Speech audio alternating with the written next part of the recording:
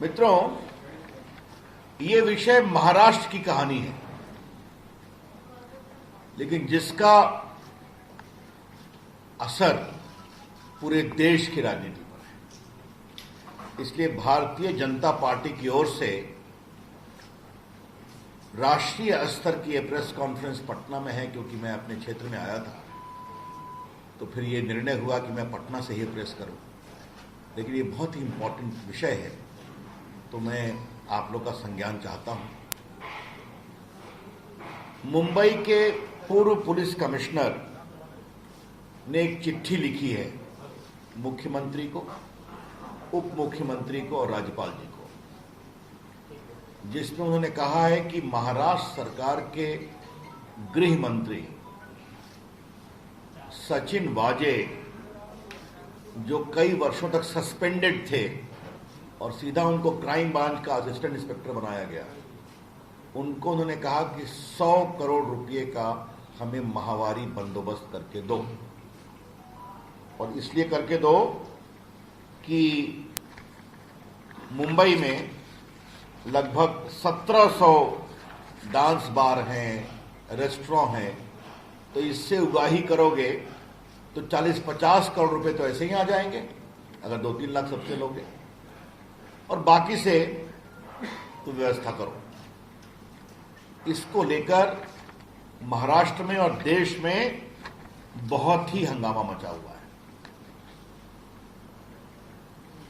आज मैं BJP all India की स्तर से कुछ बहुत महत्वपूर्ण विषय उठाने जा रहा हूं। पहली बात यह बताएं कि सचिन वाजे सस्पेंडेड था। ये बहुत उनके खिलाफ आरोप है एक्सटॉर्शन के, बाकी सबसे अलग विषय। वर्षों तक वो सस्पेंडेड था। उसको कोरोना में अपॉइंट कराया गया वर्षों के बाद, और कहा गया कि क्योंकि कोरोना में पुलिस वाले बीमार पड़ रहे हैं इसलिए इनको लिया जा रहा है।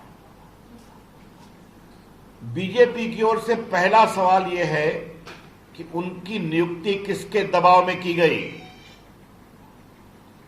Under whose pressure this Sachin Vaje, who is supposed to extort money, was reinstated?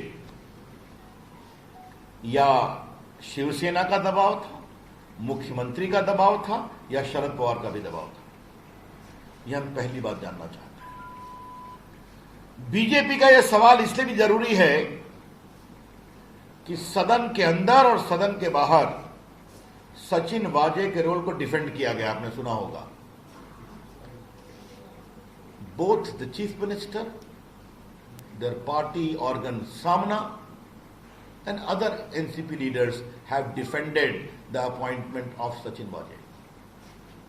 तो जिस व्यक्ति को वहां का होम मिनिस्टर कह रहा है कि तुम्हें 100 करोड़ की वसूली करानी है, जिसका रिकॉर्ड बहुत ही गड़बड़ है, जो वर्षों तक सस्पेंडेड में रहा, 2008 से शिवसेना का मेंबर है, उसको क्यों रिइंस्टेट किया गया?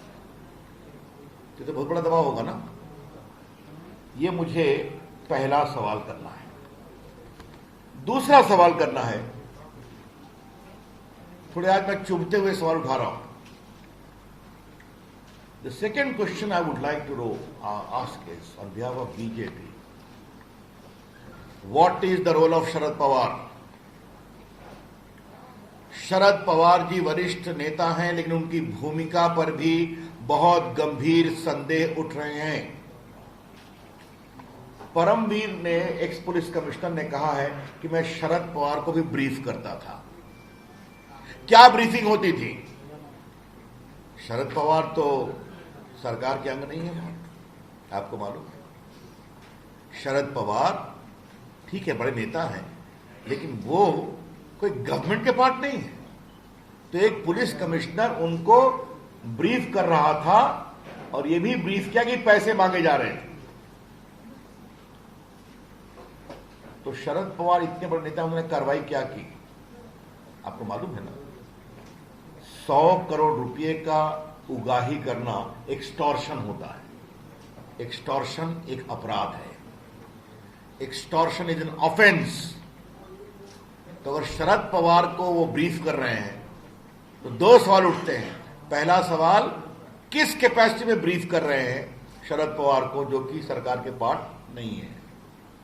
और दूसरा, अगर इतने गंभीर आरोप के बारे में ब्रीफ कर रहे हैं तो शरद पवार जी ने अपने स्तर पर क्या कार्रवाई की इसको रोकने की, इस अपराध की छानबीन की। The conspicuous silence of Sharad Pawar after being briefed by the former police commissioner raises a lot of questions. Sharad Pawar की खामोशी बहुत गंभीर सवाल उठाती है। परमवीर पुलिस कमिश्नर रहे। मुंबई एक महत्वपूर्ण स्थान है। उन्होंने उद्धव ठाकरे को चिट्ठी लिखी और यह भी कहा कि हम उनको भी बता रहे थे। उद्धव ठाकरे की शांति क्या कहती है? वो मुख्यमंत्री है ना। और उद्धव ठाकरे की खामोशी और सदन के अंदर विधानसभा और विधानसभा के बाहर उनका सचिन वाजे को डिफेंड करना, ये और गंभीर सवाल उठाता है। आपको मालूम है पत्रकार मित्रों कि सचिन वाजे की हैसियत क्या है? असिस्टेंट पुलिस इंस्पेक्टर, जिसको क्राइम सीआईडी का इंचार्ज दिया गया। ये भी अपने आप में आश्चर्य है। मतलब एक असिस्टेंट पुलिस इंस्पेक्टर की इतनी कुबत है कि उसको एक तरफ सीएम डिफेंड करता है सदन के अंदर, और होम मिनिस्टर कहता है कि तुम 100 करोड़ रुपया हमें उगाही कर दो। It is indeed a very very serious matter. But a simple assistant inspector of police is sought to be defended by the chief minister inside the house and outside. Normally who does it? The SP? The DSP? The chief minister is defending an assistant police inspector, and the home minister is asking him, please extort 100 crore for me every month. ये विषय बहुत ही गंभीर है और जिनकी मैंने चर्चा की है इसकी बहुत ही ईमानदार गंभीर जांच जरूरी है। The BJP would like to demand that an honest, transparent, fair investigation by an outside agency is important. क्योंकि इसमें कई की भूमिका की चर्चा होगी। शरद पवार की भूमिका आएगी, पुलिस कमिश्नर की भूमिका आ सकती है, होम मिनिस्टर की भूमिका आ सकती है, मुख्यमंत्री से कई सवालों का समाधान जरूरी होगा। ये कौन जांच करेगा? तो ये बात मुझे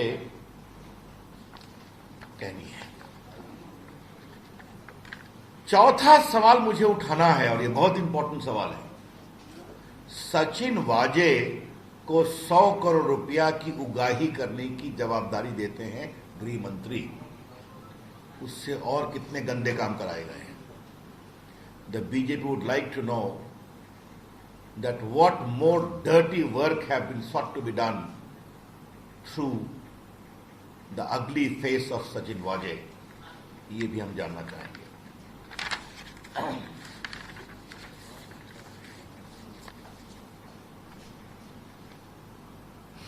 ये बात मैं इसलिए कह रहा हूं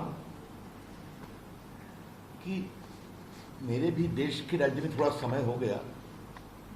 अटल जी की सरकार में मंत्री रहा हूं, अभी मंत्री हूं, लगभग 20 वर्ष से सांसद हूं। मैंने आज तक नहीं देखा कि एक असिस्टेंट पुलिस इंस्पेक्टर को सीएम डिफेंड करे। आज तक नहीं देखा, हिंदुस्तान में कहीं नहीं देखा मैंने। तो फिर एक सवाल उठाऊंगा, what was the compulsion to defend Sachin Vaze? Sachin वाजे को बचाने की क्या मजबूरी थी? सचिन वाजे के पेट में क्या क्या सीक्रेट है? What are the secrets locked in the stomach of Sachin Vaze? ये हम जरूर जानना चाहेंगे। क्योंकि देखिए, इस बात को समझा जाए, एक असिस्टेंट इंस्पेक्टर जो वर्षों तक सस्पेंडेड रहा, उसने कई लोगों को मारा है, वो अलग विषय, छोड़िए, उस पर मैं कुछ नहीं बोलूंगा, वो अलग जांच का विषय है। 2008 में वो शिवसेना में आता है, 8 या 9 में। कोरोना में उसको रीइंस्टेट करते हैं और उससे गलत कामों की श्रृंखला शुरू होती है। This conspiracy is wide spread, ये पूरा षड्यंत्र बहुत वाइड स्प्रेड है, ये मैं आपसे कहना चाहता हूं। ये हमारी आशंका है कि पूरी महाराष्ट्र सरकार सचिन वाजे को बचाती है, क्योंकि उसके अंदर बहुत राज है। From the surrounding suspicious circumstances, we can legitimately make an inference that a lot of dark secrets lie embedded with Mr. Sachin Waje.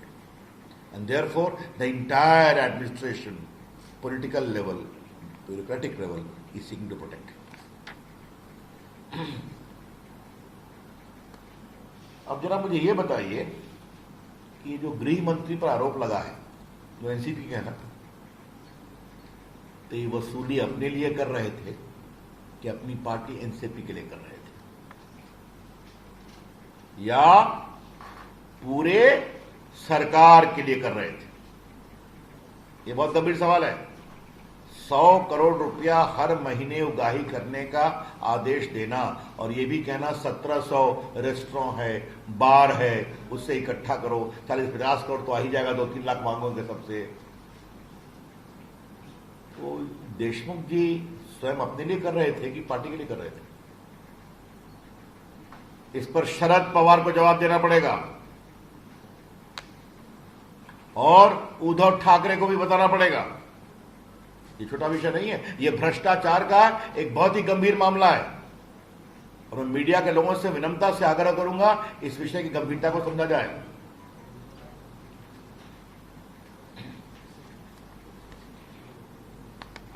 इससे एक और बड़ा गंभीर सवाल उठता है। 100 करोड़ टारगेट था मुंबई से, तो कृपया करके उद्धव ठाकरे, शरद पवार जी बताएं कि पूरे महाराष्ट्र का टारगेट क्या था? You know, Maharashtra is an affluent state of the country, जहां नागपुर है, जहां मुंबई है, जहां पुणे है, जहां जलगांव है। मुझे बताने की जरूरत नहीं वहां कितना अधिक ट्रेड, इंडस्ट्री, कॉमर्स होता है। तो अगर 100 करोड़ का टारगेट खाली मुंबई का है तो पूरे महाराष्ट्र का टारगेट क्या था? यह भी देश को बताना जरूरी है।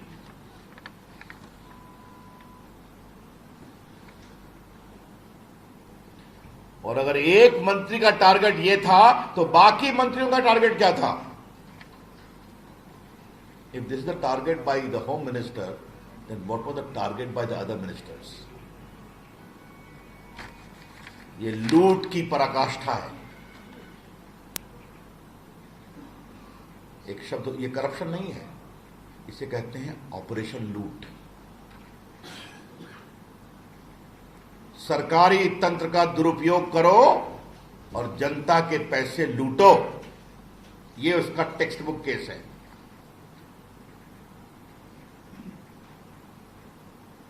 आज एक सवाल मुझे उद्धव ठाकरे से भी पूछना है।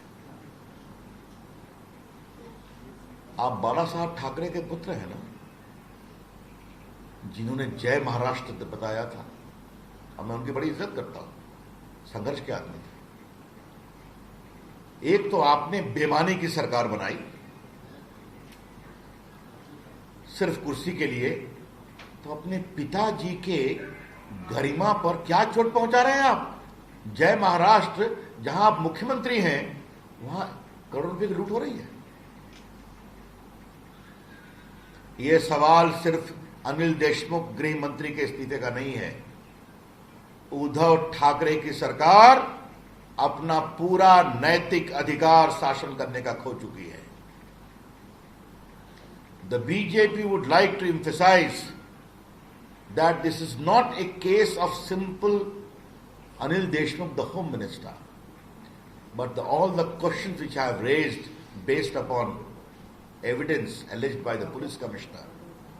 It is a textbook case where Mr. Uddhav Thackeray's government has lost the moral authority to govern and remain in office even for a day.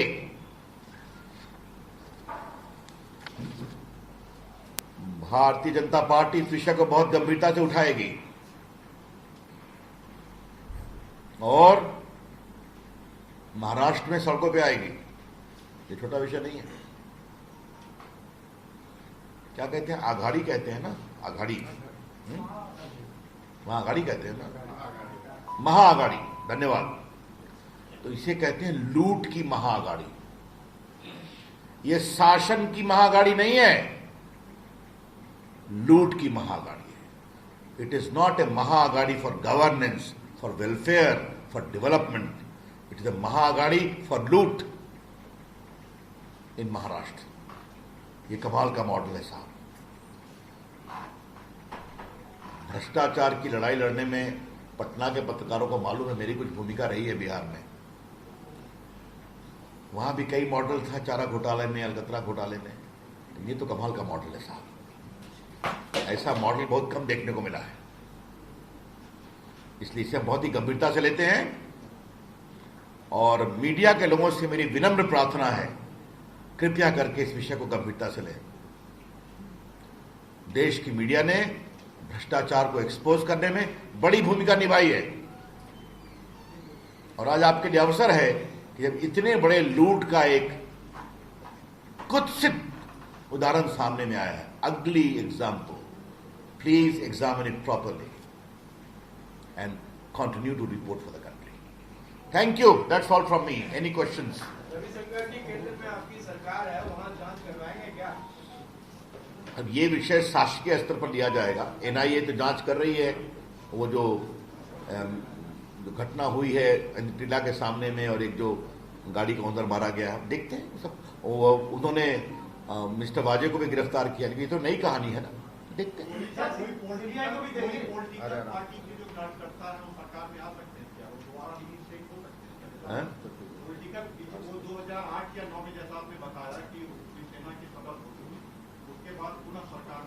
ये सरकार, ये सवाल आप मुझसे मत पूछिए। ऐसा है, सिंपल सी बात है। अब लीगली वो नहीं आ सकते, वो दिखा देंगे कि इस्तीफा दे दिया उन्होंने नेशनल इंश्योरेंस से, उधर रिकॉर्ड भी बना सकते हैं। लेकिन ये तो अपने आप में बड़ा अजूबा है ना कि कोरोना काल में क्योंकि पुलिस वालों की कमी है, इसलिए उनको बना दिया और बना करके असिस्टेंट इंस्पेक्टर को सीधा पूरा क्राइम का इंचार्ज बना दिया मुंबई में। और बाकी उनकी कहानी तो मैं बता ही चुका हूं।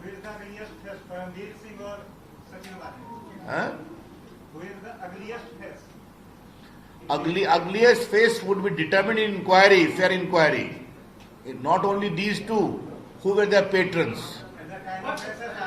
Paramveer Singh was ugliest, but right now Who? Paramveer Singh, police commissioner. Sultan Singh Rajput के केस में बहुत फजीहत हुई। देखिए ऐसा है, उनकी फजीहत तो सब जानते हैं, लेकिन अभी तो वो पुलिस कमिश्नर ने इतना बड़ा आरोप लगाया है कि वाजे ने हमको आके बताया कि मंत्री जी ये मांग रहे हैं, तो ये सारे की जांच तो होनी चाहिए ना।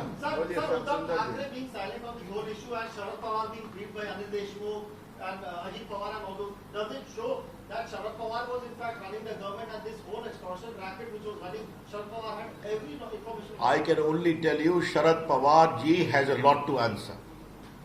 Who runs the government of Mr. Thackeray is none of my concern. But the pure question of constitutional propriety is, how was a police commissioner briefing such a serious issue to Mr. Pawar? And what action did he take? Did he report the matter to the police? It is serious. These are questions. But Paramveer had already sent a message to the Chief Minister. He had informed Chief Minister about everything. But despite everyone being silent on this thing, does it mean that everyone was hand in glove with this and this extortion was... Their silence raises a lot of questions.